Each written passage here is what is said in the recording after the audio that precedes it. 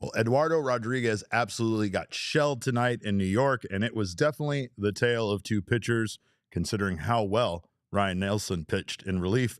We have more on that, the offense being listless, and you know what? Screw it. Our favorite Tom Hanks movie since he was in attendance, all in 30 seconds. Don't you go anywhere.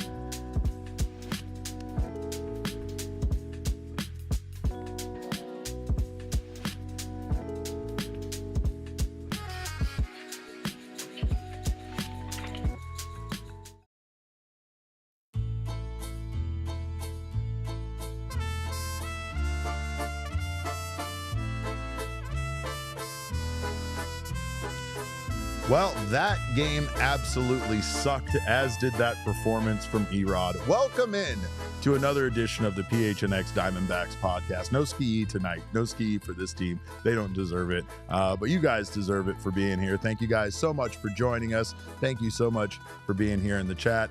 Like I said, my name is Derek Monti, occasionally known as your mayor of PHNX. I got my guy, Large Intimate, a.k.a.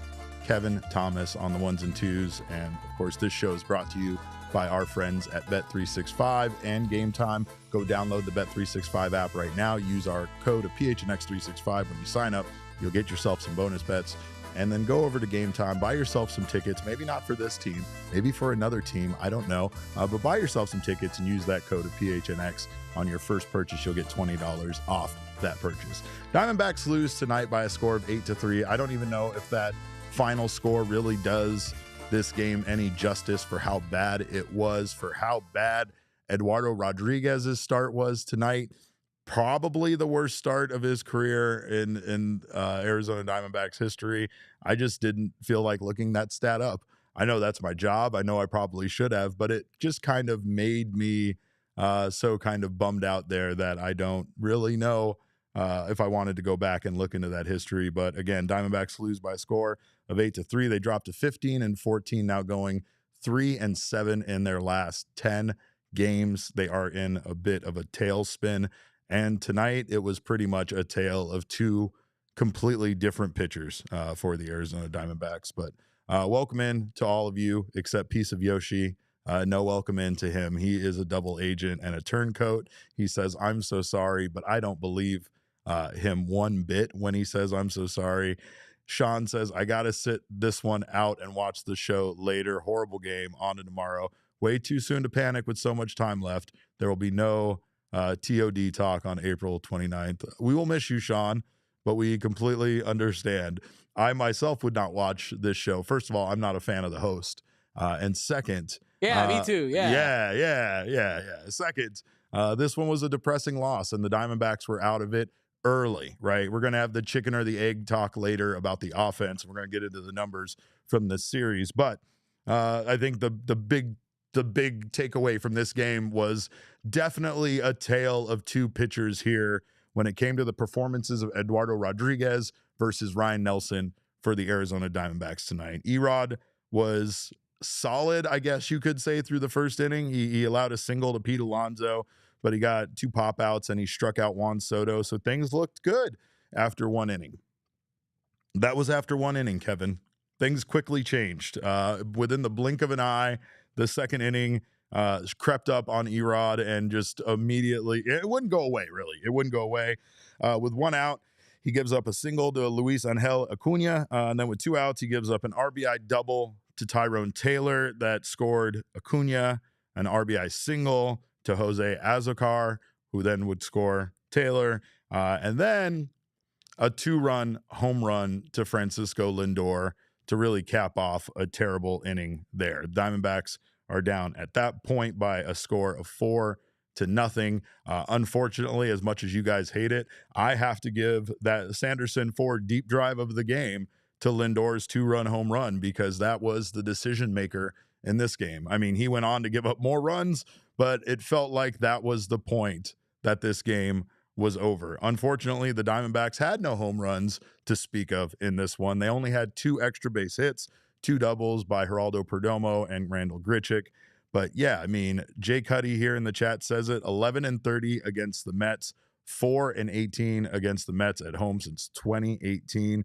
The Mets are incredibly good at home this year too. So you compare those two stats come together, right? The fact the Diamondbacks seem to just not be able to get over on the Mets at Citi Field, and the fact that now the Mets are 13-1 at home this season, which is one of the best records, I believe, 14-game start in MLB history for most teams, not to mention for the Mets themselves. But with the way that the offense performed tonight, that Lindor home run would have been enough, even if Erod really had just had that one bad inning and had kind of, just did the crooked inning thing where that one inning got away from him, but then was able to get things back on track for this team. Maybe the Diamondbacks would have had a different outlook. Maybe this game has a different outcome because the Diamondbacks were able to kind of eke out 3 runs throughout the game. But despite the fact that they had the exact same number of hits as the Mets, which I'm going to scream about here in a little bit, the Diamondbacks just couldn't put things together in the same way the Mets could. The Mets scored in bunches. They went after Erod again there in the 3rd inning. Things just seemed to get worse than they were in the 4th. He walks Pete Alonso to lead off the inning. He gives up a 2-run home run to former Arizona Diamondback Starling Marte to make it 6-0 at that point. Then Acuna singles, steals second, and scores on a Taylor RBI single. That's 7-0. And then the last straw was in the following inning. In the 4th inning, he allowed a solo home run to Pete Alonso to really just put this one in the old deep freeze at 8-0. This was one, like I said, this is one of Erod's worst starts for a Diamondback. He ends up going 4 innings. He gives up 9 hits, 8 earned runs, walks 1, strikeout 1. Are we going to actually do we fire up? Do we light up the Circle K strikeout tracker for just 1 strike? We do. Wow. There it is. We shouldn't do that. That's a waste of energy, right? That's a waste of your skill set and power and electricity. It's a waste of my skill set. And a lot of things. My skill set was wasted. Your skill set was definitely wasted putting that together for just 1 strikeout. But nonetheless, 1 strikeout tonight for Erod. And again, his worst start of the year. Maybe no more catch the day before you have a start. Aww. Did I just turn heel again? Boo. I know it was wholesome and it was in Central Park and it looked like he was having a great time, but no more catch. And that's not just for him. That goes for all of you. I don't know what their regimen is. I just don't want them to have bad performances like this. His ERA balloons to 6.06. Yikes. And yeah, that's where we stand. Derek, how long? Sorry to cut you off, but how long until we start talking about how much we miss Brent Strom? I mean, man, I don't know. Is that a conversation that should be had? Could be had? It could be had. It's almost like this conversation that we're going to have about Ryne Nelson. Does it matter how well he pitched at that point? Not really, because the Diamondbacks weren't going to be able to muster up a cup. I mean, they've done that, right? Like, we shouldn't say they aren't capable of coming back from an 8-run deficit. However, this Mets team is kind of too good for that right now with the way that they're playing baseball. They're extremely hot, and they showed it tonight. But the Dbacks were down 8-0 when Erod exited the game, and Ryne Nelson comes in and once again makes his case for why he should be back in the starting rotation. He absolutely outperformed Erod tonight. He basically pitched an entire start. And again, I know this is unfortunately based on his last 2 starts. This is extremely contingent on Ryne Nelson's ability to land his fastball. Tonight, he threw 69% fastball. Nice. I'm not making that up. I didn't alter that stat just so that I could do that. He did throw 69% fastballs. He threw 47 fastballs, 68 pitches tonight. He basically had himself a full start. Ryne Nelson went out there. Erod had 69 pitches. Again, I'm not doing this. That's just how many pitches he actually had tonight. I am not altering the stats. Erod did have 69 pitches. Nice. Ryne Nelson had 68 pitches, and again, threw the fastball 47 times for 69%. Nice of his pitches, and he was landing them. He got 6 whiffs on his fastball tonight, and he was able to locate. That was the key. That's the big difference between this and his last outing. And again, Ryne Nelson may not fool you with what he's going to throw, but when he can throw his fastball and he can throw it well like he did tonight, he maxed out at 97.5 miles per hour. He averaged 95.4 miles per hour on the fastball. It's just a really good pitch for him. And he went out there to eat up some innings for the Diamondbacks, and he did that. And he saved the bullpen some innings. And that's exactly what the Diamondbacks at this point needed to do between the off day and between tonight. Their bullpen should be fully reset and available for the final 2 games of this series. And the Diamondbacks, again, they have to figure things out because this Mets team is very good. However, I still can't believe that the Diamondbacks ended up with the same number of hits. Tanner asks, were the Dbacks good at Shea Stadium? I don't know. Probably not, but I'll have to look that up. Diamondbacks, I'll tell you though, this is one of those performances where, despite the fact that they had 9 hits, their offense didn't look good. This just, again, comes down to a question I'm going to ask. Chris, that's not the question we're going to ask. Chris asked in the chat, so season over? No. I will note that there are things to look forward to. There are changes that can still be made to this team, and I still think that a lot of these guys in the starting rotation aren't pitching up to their full potential, at least guys not named Brandon Pfaadt. Meanwhile, Brandon Pfaadt is making a case to be a Cy Young candidate potentially this season. Meanwhile, the rest of the bullpen or the rest of the starting rotation has just been bad, and that's the fact of the matter. We just spoke to Randy Johnson a week ago, and Randy Johnson had said that, in his opinion, this was one of the best starting rotations the Diamondbacks have ever had in franchise history. They're not pitching like it right now. And again, this is that weird anomaly where you just can't quite understand why, with the talent they have, that this team collectively still, as a starting rotation now, has an ERA well above 4.3 and is one of, again, in the bottom 5 for baseball teams this season. Eduardo Rodriguez, some of his stats for this team are, he does have some of the best stats. He does have some of the best peripheral stuff. He has some of the best strikeout numbers. It's just confounding to see him go out there and pitch like he did tonight. This, again, got to tip your cap to this Mets team that has been playing some incredible defense. Their pitching has been the best. Their starting pitching has been the best in Major League Baseball, and it looked like it tonight against the Arizona Diamondbacks.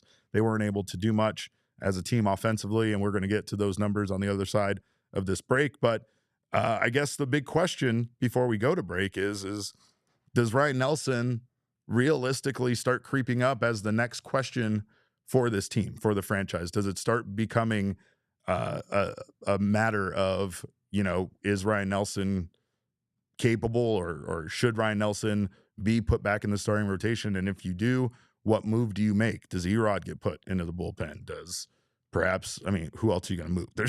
There's no one else right now, especially after today's performance. I'm sure Rodriguez is going to be the name that a lot of people are thinking that perhaps gets swapped out. But I don't know, man. Ryne Nelson, there's an excellent article over there from AZ Central in regards to Ryne Nelson and his usage, and the fact that the Diamondbacks really need to figure something out here soon with him, because, again, he can't be stretched out and then also put in the bullpen and then be stretched back out again. So if the decision is going to be made in regards to Nelson, especially after today's performance, then they have to consider it soon.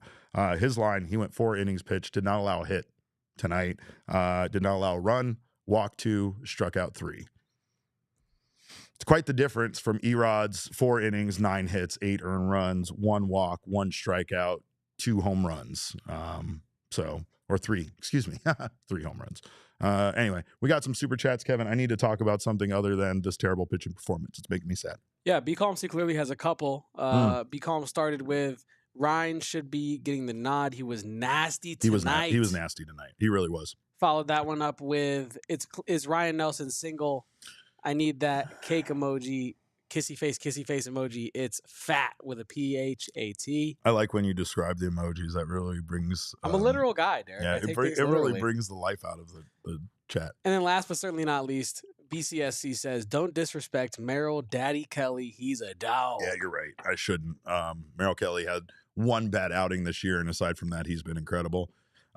Derek Foster says, Ryne Nelson, my man, boo. Yep, understandably so. Also, there has been reports of how similar him and Damon look in the face, and so that kind of makes him our dog. Don't let BCSC know. Don't let BCSC know that. Yeah, no kidding. And then Benjamin Hunley says, what happened to Gabby? Gabby got removed from the game? Is that what you're talking about? I don't really know. I don't have an answer for you. Hopefully we have an update. He doubled, and then was he removed? Oh, you mean that when Garrett Hampson came in? I don't know. That's probably a good question. Hopefully nothing too wrong there with Gabby. But we'll get some word from the Diamondbacks. I'll keep an eye for any updates here from the team. I haven't seen anything yet, though, so hopefully no news is good news when it comes to that for Gabby. But we appreciate you guys' super chats so much. Love you guys. Michael with his super chat says, AJ does not need surgery. Let's go. All right, well, that would be the best possible news of the entire day. Let me see if I can get an update on that, because if AJ Puck, Steve Gilbert tweeted out 9 minutes ago, surgery is not needed for AJ Puck, will not throw again for the next 2 to 3 weeks. Once asymptomatic, he'll start to throw again. Hallelujah. On this night of not really good news, we get some great news in regards to AJ Puck. Thank goodness to hear that. A lot of people are tweeting that. Steve Gilbert tweeted it out. Jody Jackson also tweeted it out. So this is fantastic news to hear. And the Arizona Diamondbacks, hopefully we'll get AJ Puck back sooner than later. That is, I'll tell you, man, I'll be very happy to see that AJ Puck returns to this team for the Diamondbacks. They didn't have many options for a left-hander in the bullpen, so that is great news. Oh, and I see what Benjamin Hunley is talking about. My apologies, Benjamin. You're absolutely right. He's talking about Gabby's production. He was just 1 for 4 tonight, batting .225 with a .567 OPS. If he's not getting the bat on the ball, he's not getting on base. But I don't know, man. I mean, those guys, that trio of Lourdes, Gino, and Gabby continues to be probably the most frustrating thing about this offense right now at this time. Everybody outside of that has been performing fairly well, been chipping in at least, and those 3 guys, again, not a good night for them. 0 for 4 for Lourdes, even though he was absolutely robbed. We're going to talk about that. Gino was 0 for 4, and Gabby 1 for 4 with just that double and the strikeout. Gino also struck out. I don't know. I don't know. I mean, Gino, again, after that 4 home run night, we thought we maybe unplugged Gino and plugged him back in. Doesn't seem to be the case, but we will talk about the offense on the other side of this break. So don't you go anywhere. You're watching the PHNX Diamondback Show. Well, good news if you got tickets to the Diamondbacks Branded Bills golf night, then you are in. If you didn't get tickets, my apologies, because that bad boy behind me, that little guy right there, those are sold out now. So Branded Bills, very popular. That hat, very popular. Got a lot of compliments on that thing. If you want to make some wonderful gear for your brand that stands apart from the crowd, gets people talking, gets them excited, you can contact Branded Bills. They have you covered with the best custom headwear. You can start your order, and their dedicated team will help you create the exact custom apparel you need. They have partnerships with all sorts of businesses. They also make stuff for U of A, ASU, the Suns. They got Diamondbacks gear, and we toured their facility. And again, just their process, their overall quality, and the amount of creativity that goes into the productions of some of these logos and hats is incredible. They do an outstanding job. Local company from right here in Mesa, Arizona. So always support local if you can. Head to brandedbills.com and use code of BBPHNX for 20% off your first order, and make sure to check out what they have. Even if you're not looking for custom apparel, check out all the wonderful hats they have over there. They got some great Arizona stuff for you to dive into. So give them a shot over at Branded Bills. Also, if you are a business looking to hire, LinkedIn is the place to go. And let me tell you, as someone that was looking for employment, LinkedIn is also the place to go. But you don't have the luxury sometimes as a business owner of clocking out. You have your business to run 24/7. And a big part of that is finding the right personnel to help you run your business. LinkedIn can do that for you. LinkedIn makes it easy to post your job for free, share it with your network, and get qualified candidates that you can manage all in one place. LinkedIn's new feature can help you write job descriptions and then quickly get your job in front of the right people with deep candidate insights. You don't have the time to write these lengthy posts and make everything sound so eloquent. Let LinkedIn help you with that. You can share with your network. And of course, based on LinkedIn's data, 72% of SMBs using LinkedIn, that's small businesses, say that LinkedIn helps them find high quality candidates. So post your job for free at linkedin.com/Dbacks. That's linkedin.com/Dbacks to post your job for free. Terms and conditions do apply. I wouldn't have got this job without LinkedIn at all. Tell me about it. That's how I found this spot. I not only that, but it's a great place for you to find a lot of inspiration, right? Like, true. I don't know. I think that sometimes these other social media sites, right, can be filled with memes and people screaming in all caps, right? Skibbity Riz. Skibbity Riz. You know what I mean. But of course, that's where you can go and get some inspiration for the job stuff. Of course, maybe the Diamondbacks need some inspiration from LinkedIn on getting their offense going, because overall it was another fairly listless performance from this team. Again, couldn't string together a big inning, couldn't put together, just anything offensively. It felt like at times they got something going there a little bit in the ninth inning when it was too little, too late. And that's how it pretty much felt after the third inning. Anything the Diamondbacks could do offensively felt like it was a little too little, too late. But 9 hits. Kevin, 9 hits. They had the same amount of hits as the Mets, and the score is 8-3. Oh, baseball, you're stupid. Jorge Barosa did get the Diamondbacks their first run on an RBI double in the 5th inning that scored Gabby Moreno, and then Grichuk doubled and scored on a Gurriel RBI single in the 8th that wasn't ruled a single. Eventually it was ruled, I think, an error. So they took that hit away from the Diamondbacks, so they actually had 8. Excuse me. They did reverse that. So they did not have the same amount of hits, but 8-9, come on, that's ridiculous. They added another one in the 9th inning, but again, that just really felt like it didn't matter at that point. What I want to address that 4th inning. That's what I want to address, Kevin. That 4th inning was something else. The top of the 4th inning quite possibly was the most infuriating half of an inning that we have watched from the Diamondbacks so far this season. All 3 outs recorded by the Mets in the inning should have been hits. And they were all highlight reel plays by the Mets. Like, this isn't like the umpire screwed the Diamondbacks. This isn't like a fan got involved, so I'm angry about it. No, this is just the Mets playing the high quality of defense that we're used to seeing from the Diamondbacks that we haven't seen this entire season. And they were all highlight reel plays, every single one of them. Randall Grichuk grounds out to third baseman Mark Vientos, who makes an incredible play, tossing it to Francisco Lindor, who then makes the throw over to first base. That ball had a 630 XBA. For you kids keeping score at home, that means it had a 63% chance of falling for a hit. Meanwhile, Tyrone Taylor made a ridiculous catch in center field, robbing Lourdes Gurriel of one of the only hits he was going to have in the month of April. That was going to be a gapper. That had an XBA of 490. Maybe that's not quite as high. That's right around a 50-50 ball, but still, that one looked like it was going to fall for a hit, and they robbed Lourdes Gurriel of that one. And then Gino Suarez hit the hardest hit ball of the game at 111.8 miles per hour off the bat to the left side, which is snagged by Francisco Lindor, who makes the throw for the out.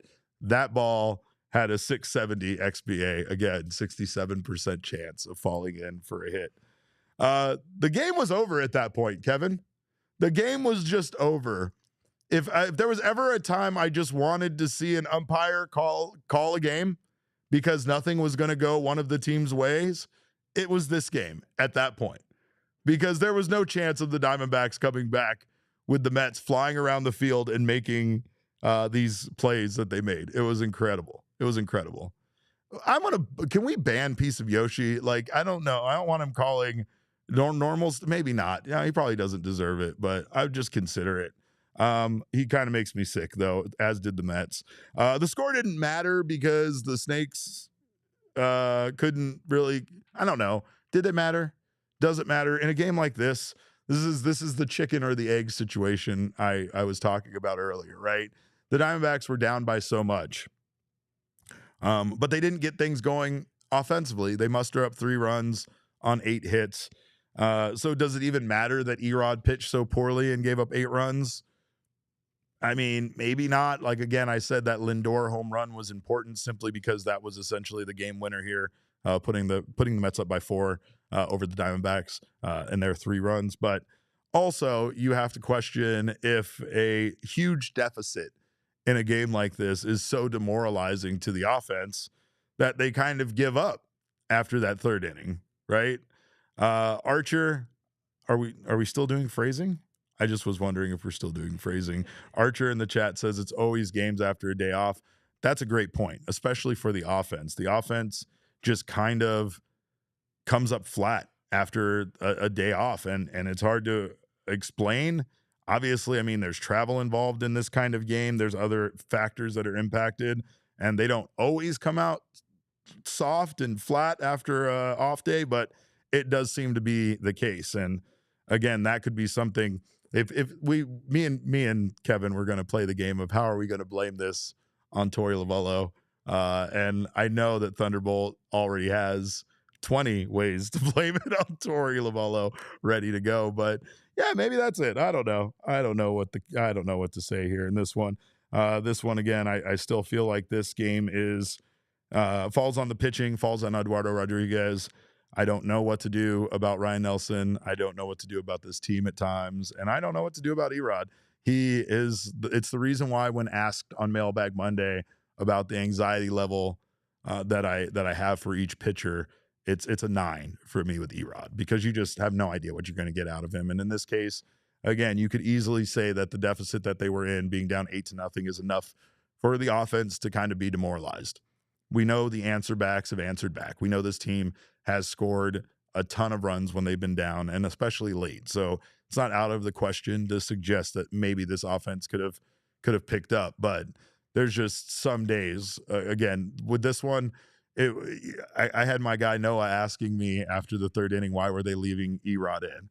And it was like, well, when they're down 6-0, what does it even matter at that point, right? Like, you almost start chalking it up to a loss early, and you can't really sacrifice the rest of the series or this road trip, considering that things get difficult with the Phillies ahead.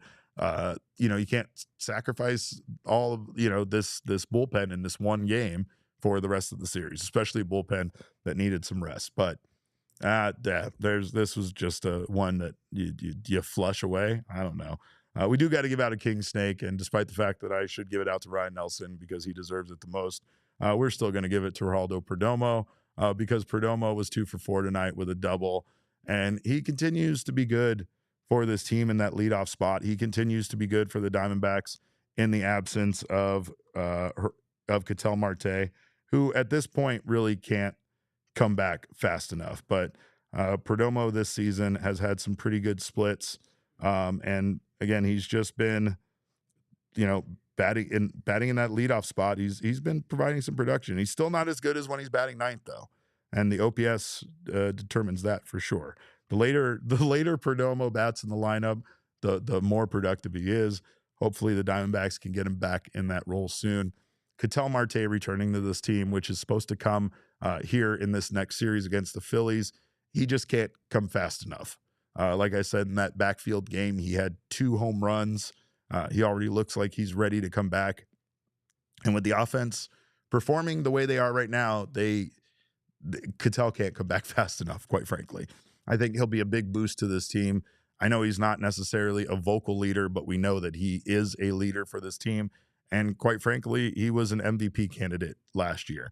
The Diamondbacks offense really feels like that has been a big part of what has been missing from this team is Ketel there batting second and Perdomo back in the ninth hole. But we'll see. We'll see what happens with this team going forward and how Ketel impacts it. Hopefully they can, have a better showing here against the Mets. I think we do have the probable pitching graphic for this series here, Kevin. Yeah, we got Corbin Burnes going up against lefty. Is it Brandon Waddell, I believe? He was just called up by the Mets. He has not pitched this season yet at a major league level.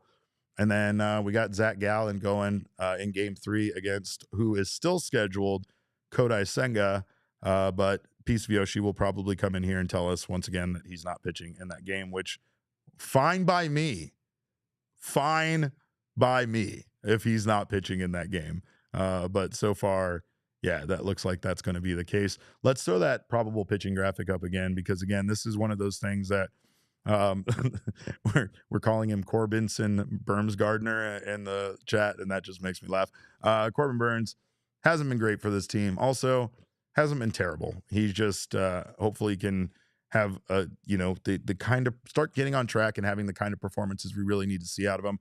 And this Mets team is very tough, so it's going to be a big challenge for him. And then Zach Gallen, similar situation, right? We know what both of these guys are capable of.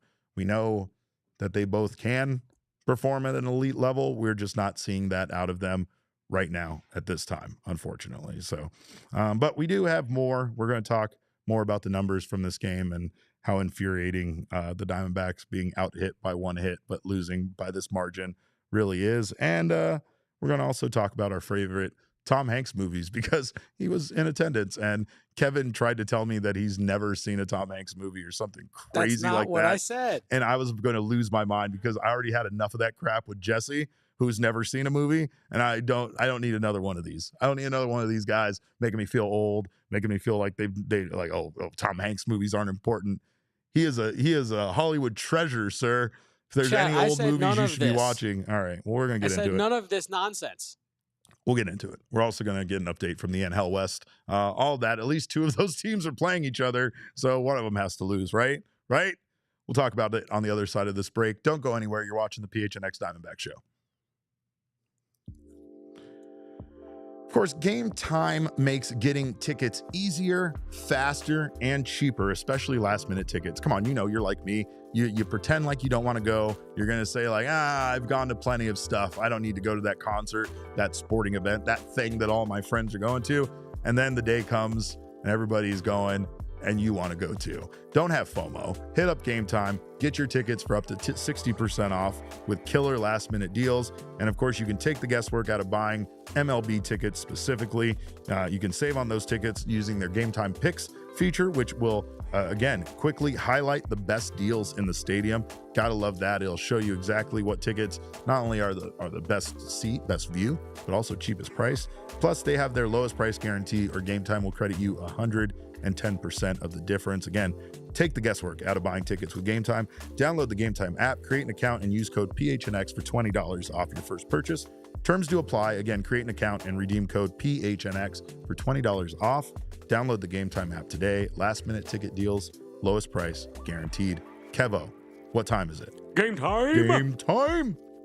Also, whatever the moment, it's never ordinary at Bet365, and that's because sports are crazy, especially games like this with the numbers that we're going to go over. But of course, Bet365 makes live in-game betting more fun. They pioneered live in-game betting, and they offer the widest range of games and markets available for live in-game betting across 78 different sports. They also offer esports. So of course, if you are one of these young people that hasn't seen Tom Hanks movies, you can go bet on esports over there. New customers right now can get $150 in bonus bets using our code.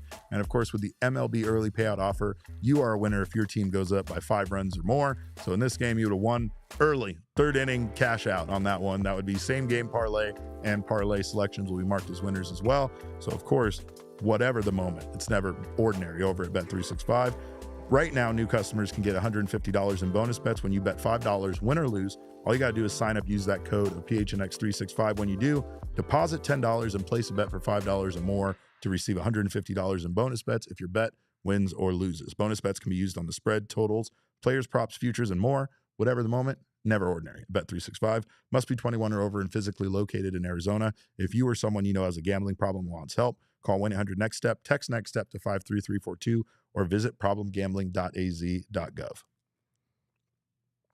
Well, Kevin, I don't really want to look at the numbers from this game because they're bad numbers, bad juju. But let's look at those numbers anyway, because they are presented by our friends at Desert Financial. And they try to make sure that our numbers are right, even when we go really quickly after the end of a game like this. We almost decided to just go ahead and start this game during like the 8th inning or 9th inning. I was going to call it if the Mets reached 10 runs. Luckily, they didn't. And here we are.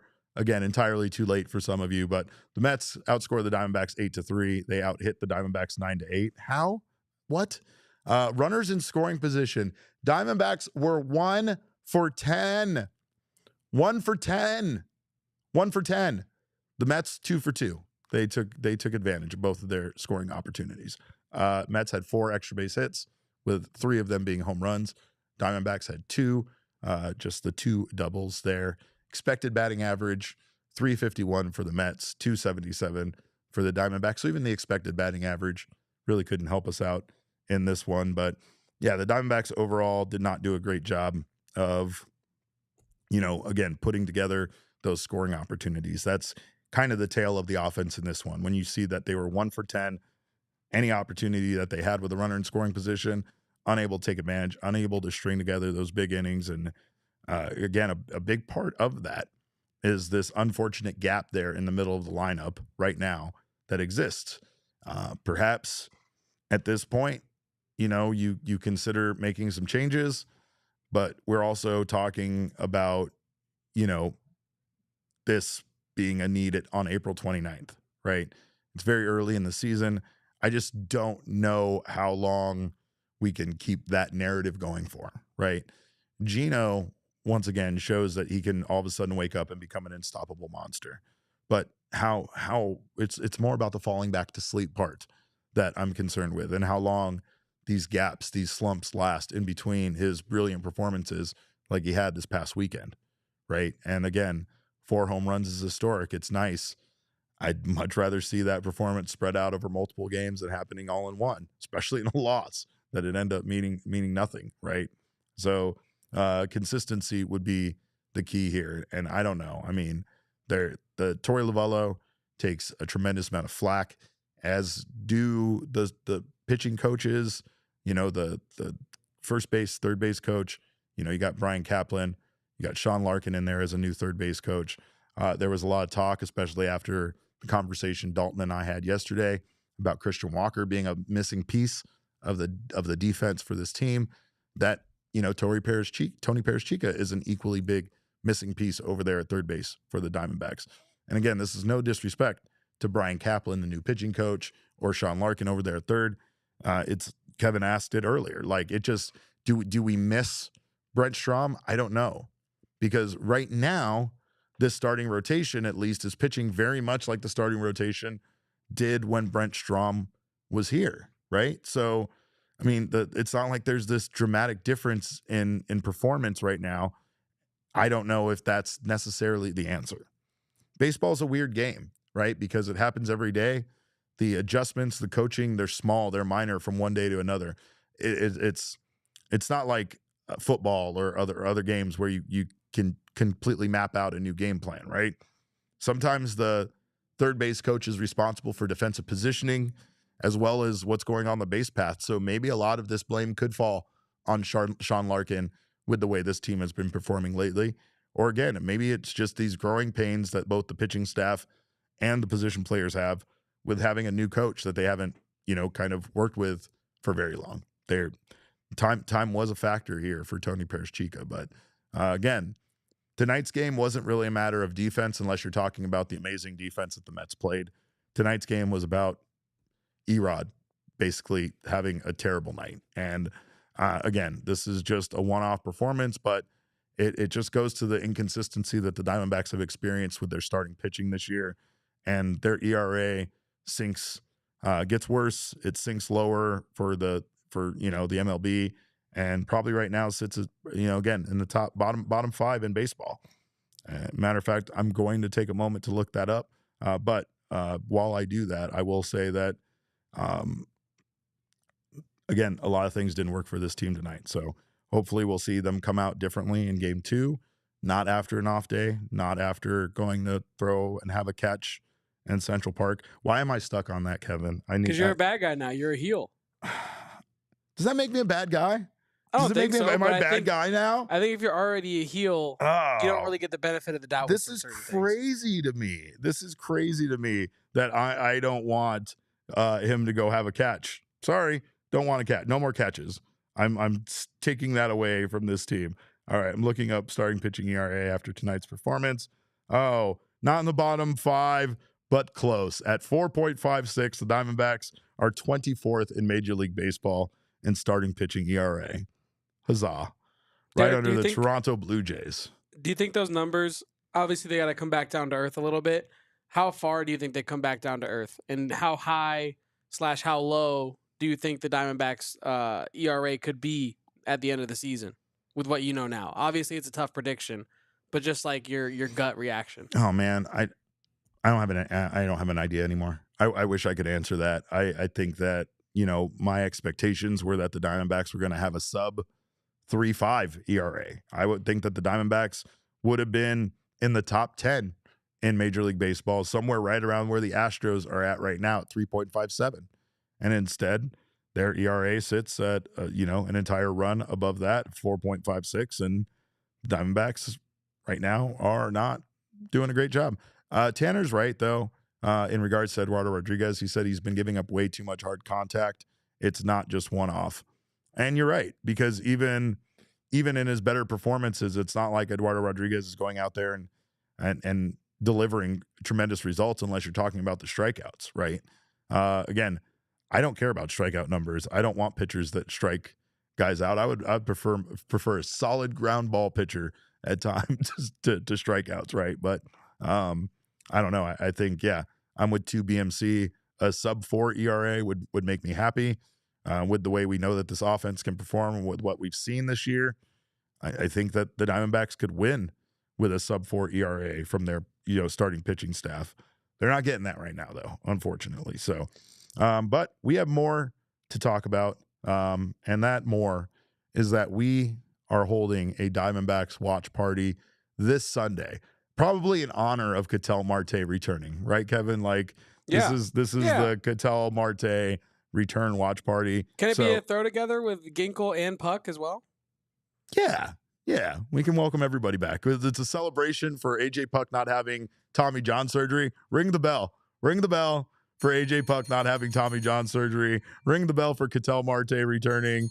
And let's ring the bell for Ginkelmania coming back. There you go. But you can join Derek and the PHNX crew. That's what the copy says. I was supposed to apparently say me, but join Derek and the PHNX crew for a Diamondbacks watch party out at Gila River Wild Horse Pass as the Snakes.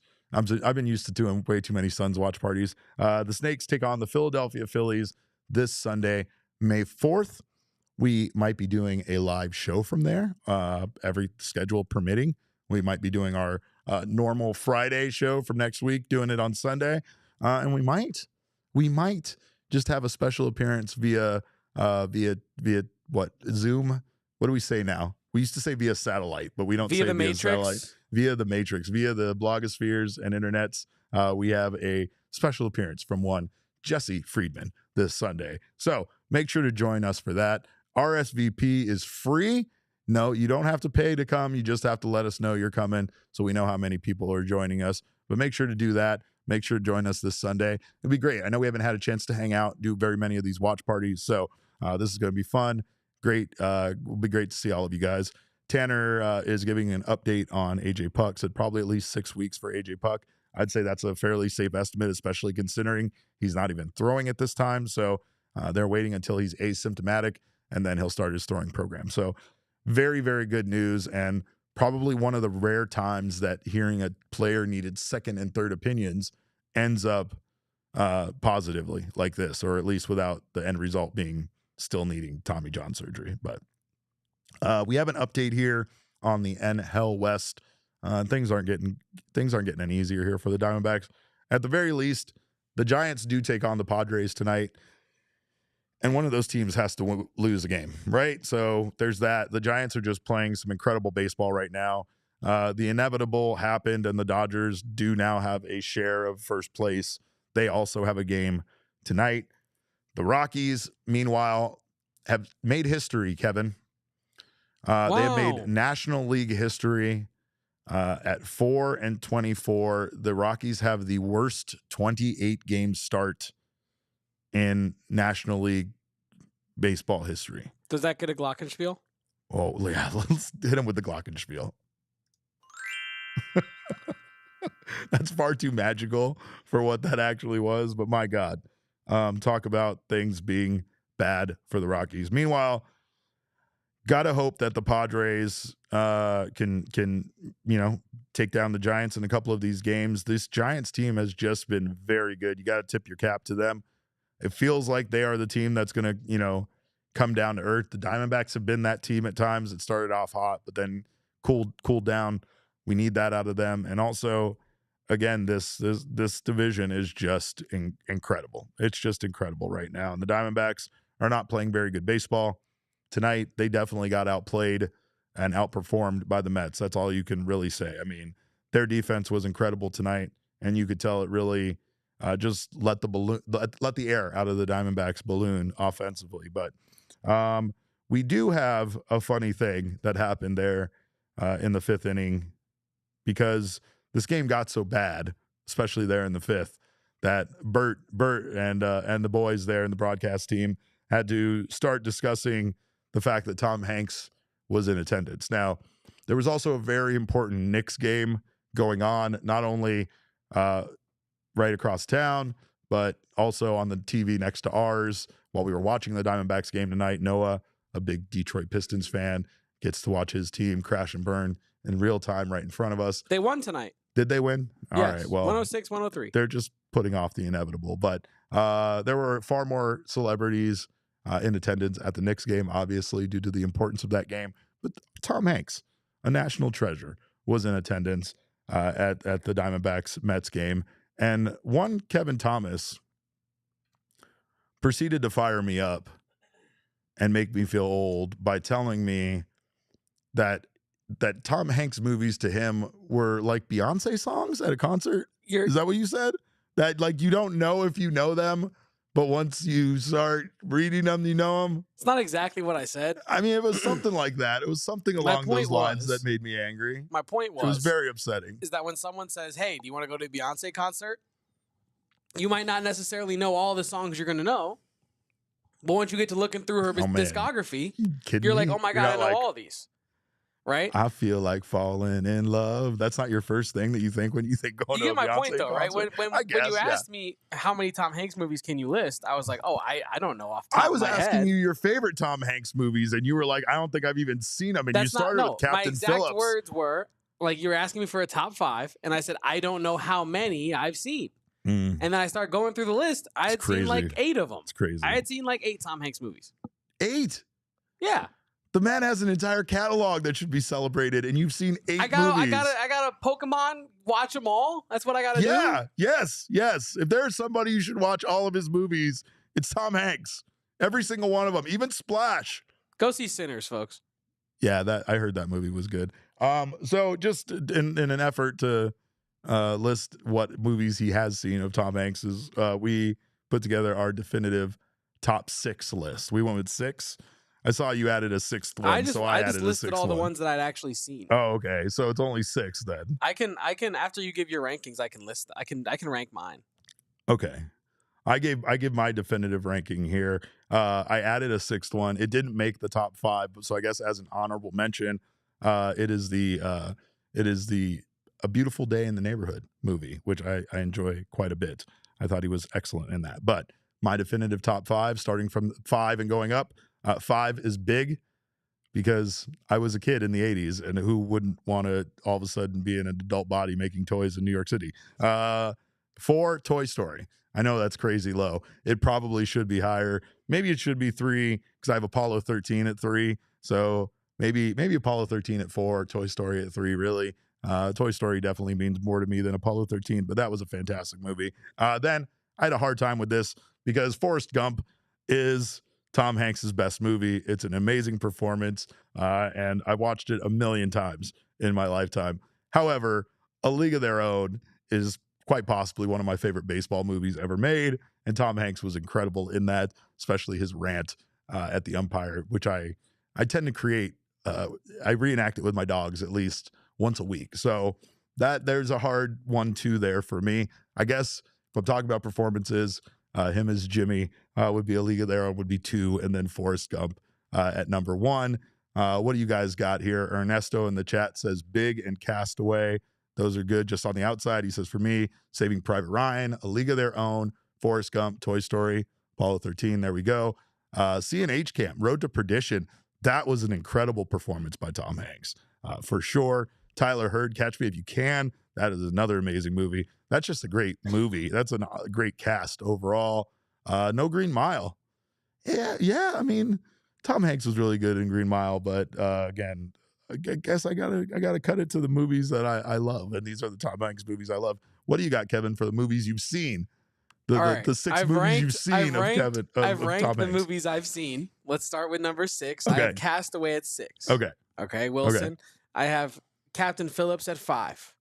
I have Saving Private Ryan at 4. I have Toy Story at 3. Classic. And I'm a young guy. Gotta love Toy Story. The Da Vinci Code at number 2. Way too high. That's a crazy. I just loved that movie. That's a crazy high.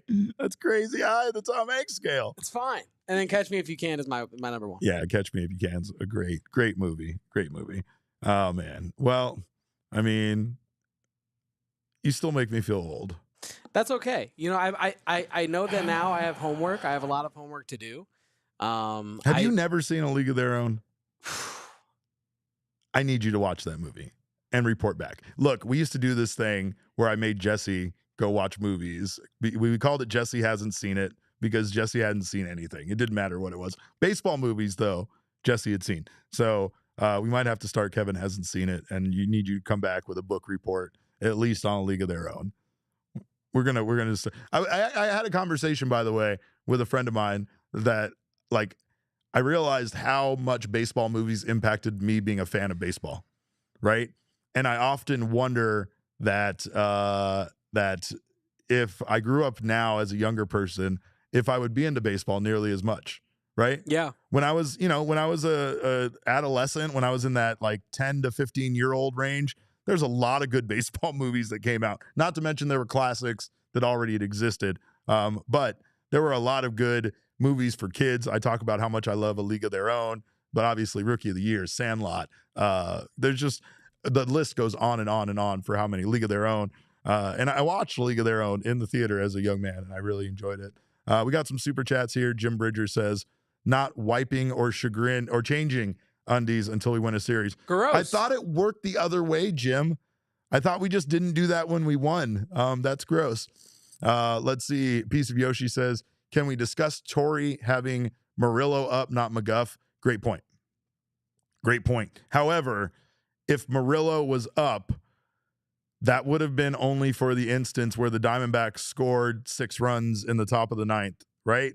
The Mets would only get to bat in the bottom of the 9th if the Diamondbacks come back and at least tie it.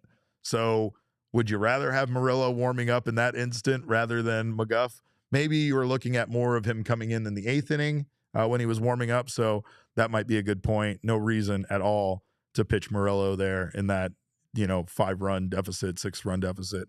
Our guy Tyler Hurd said, so Derek, one team did drop City Connects finally. That is correct. The Chicago White Sox finally dropped their Bulls jersey that we knew was coming for a long time, which means now just one last big boss stands between us and our Purple City Connect jerseys coming out. Can't wait for that. We just had the Miami Marlins who still need to drop theirs. That should be coming soon. And then again, the Diamondbacks date, what was it, May 9th, I believe, is the scheduled date for them to debut on field. Still looking at May 5th, probably around there for the Diamondbacks to bring them out. But Derek, can I even read this? Is that even allowed? No, I don't think so. I don't think so. And BCSC, we're going to need you to clean up your chats when it comes to our sweet baby Noah. Okay. He's an innocent Except this weekend. This weekend, Noah was very much not innocent. I'm not allowed to tell you that story, but he can if you ask him enough. That's all I got for tonight, and it's probably far too much with the way that this Diamondbacks team performed. Kevin, did I make any mistakes this evening? I think that was a pretty flawless performance. Certainly better than Erod's tonight. Oh. I think you avoided hard contact. Too soon? Not soon enough.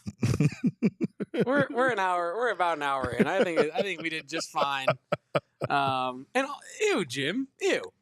Yeah, no, Jim. Again, I'm not letting you animals talk about my sweet baby Noah that way. But. Also, rumors are swirling. Did the chat's obsession with the cactus light ruin the Diamondbacks?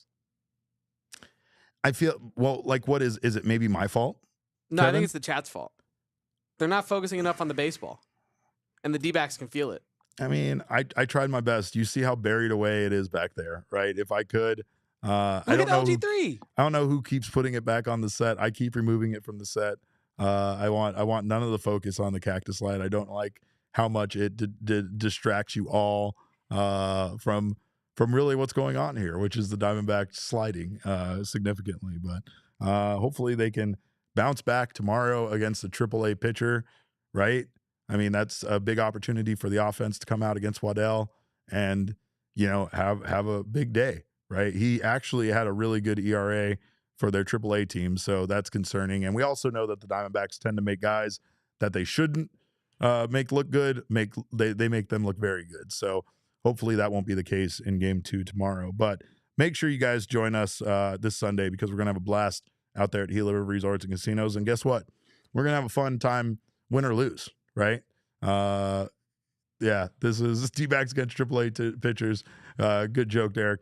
See, Michael gets it. He knows what happens when we play AAA pitchers. But yeah, really what we need is Corbin Burns and Zach Gallen to finish off this series strong and both have good performances. Diamondbacks need their starting pitching to get back on track. And right now it's not. I don't know what collectively goes wrong with the group, but again, that might be something that you could definitely start to question the coaching on, right? I mean, again, the only thing is that this is a new pitching coach this year versus last year in Brian Kaplan. But again, if these guys continue to, as a group, be bad, then it might be game planning. Maybe it's something else. Maybe it's the biomechanics. Maybe their biomechanics aren't in alignment, but whatever the case may be, they all need to get on the same page that Brandon Pfaadt is currently on because he is awesome for this team. But we will be back tomorrow with another post-game show to make sure to join us for that. In the meantime, make sure you guys all follow us on Twitter. I am at cap_caveman with a K. Kev is at Kevo Posts. Our show is at PHNX_Dbacks. But of course, as always, all roads lead to at PHNX_sports on Twitter, Instagram, and Facebook. Do we have any more super chats there, Kev, before we get out of here? BComC clearly was trying to clarify something. They said, Noah is mine forever, babe. It's problematic. But anyway, I don't know. Noah might be into it. I don't know. We'll see. But again, we appreciate you guys. Transonic wants a Diamondback-shaped light.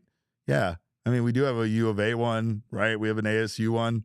We have almost every team around here. We just don't have a Diamondbacks one. Yeah, the U of A one is drastically bigger than the ASU one, by the way. I don't know what to say about that. I have no comment on that. Speaks for itself. Well, that's all we got. But again, join us tomorrow for another post-game show. We got one coming on Thursday as well. And then on Friday, we'll be bringing you a 2 p.m. Show to preview the weekend's game. So make sure to join us for that. Hopefully by then we will be talking about Ketel Marte returning this team because, boy, do the Diamondbacks need him badly. So, again, we thank you guys so much for your time. Appreciate you stopping by. Hope to see you guys all out there at Gila River Resorts and Casinos on Sunday.